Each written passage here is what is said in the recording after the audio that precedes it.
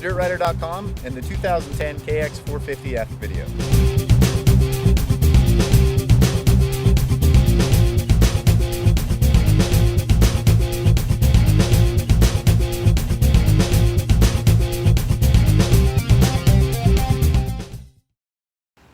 First things first, let's go through everything that's new on the KX450 for 2010. Everything we can remember anyway.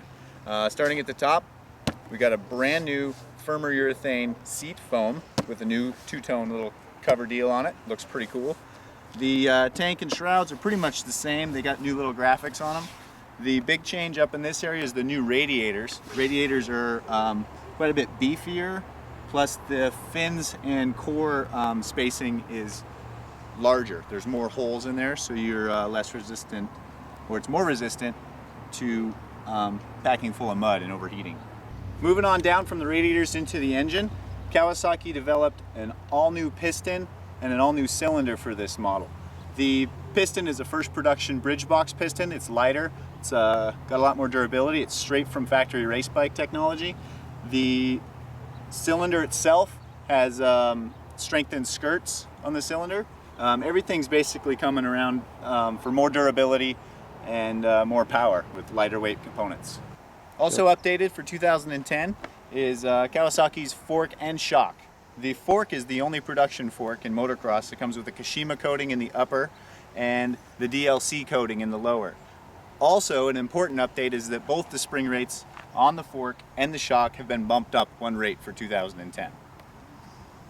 Here it is, 2010 KX450F swing arm. Looks pretty much the same. It's not though. There are a lot of rigidity changes in here to make more flex into this for a better overall ride.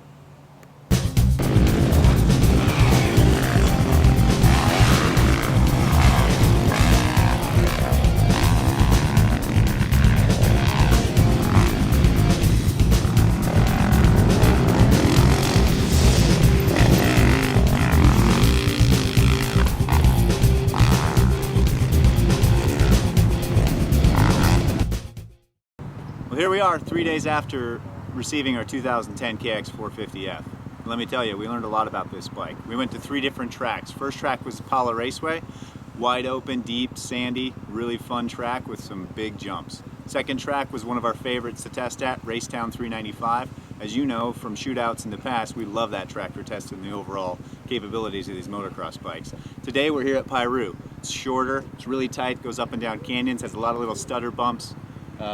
It's a small track for a 450, but it tells us a lot about power in the bottom end and usability about the bike. It's kind of a fun test. There's one thing you need to know about the KX450, and that's power, and that bike makes tons of it. From the mid, even the bottom of the mid, to the very, very top, which I didn't find yet, it pulls unbelievably. The bike has an amazing motor that makes you feel like a hero. If that's what you want in a motocross bike, you don't need to look any further. Although, we've only tested this bike for 2010. There's more coming out. Maybe they're all like that. We don't know. It's doubtful though. Even with the huge amounts of power, the bottom end is still pretty tractable. It's got a nice smooth little acceleration just off idle. But as soon as you shift from about second gear to third gear, you better hold on. It's a pretty wild ride. Last year, 2009 KX450 wasn't the most balanced motorcycle front to rear and suspension setup. It was really particular about sag settings and clicker adjustments. 1 or 2 clicks in any direction can throw the whole bike off its seam. We had the best luck sticking really close to stock but running quite a bit more sag.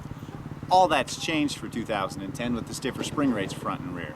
It feels a little heavily sprung in the front. The rear shock seems to be working out real well for us. We don't have a lot of complaints with the shock. The fork, however, is really beating us up in spots. It's got a harsh mid-stroke feel to it, and then it has a harsh initial stroke feel to it. We're having a hard time getting it to bottom.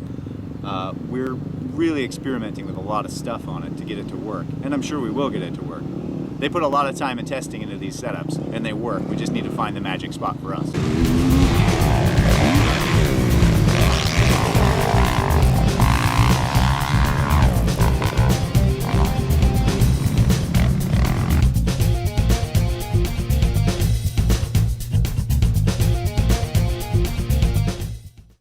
As you can tell, we got a lot to learn about this new Kawasaki, specifically in suspension setup, but Rest assured, as soon as we know about it, you will. You can keep checking on DirtRider.com or in the pages of Dirt Rider magazine, where the first tests will be hitting store shelves and your mailbox soon. Whee!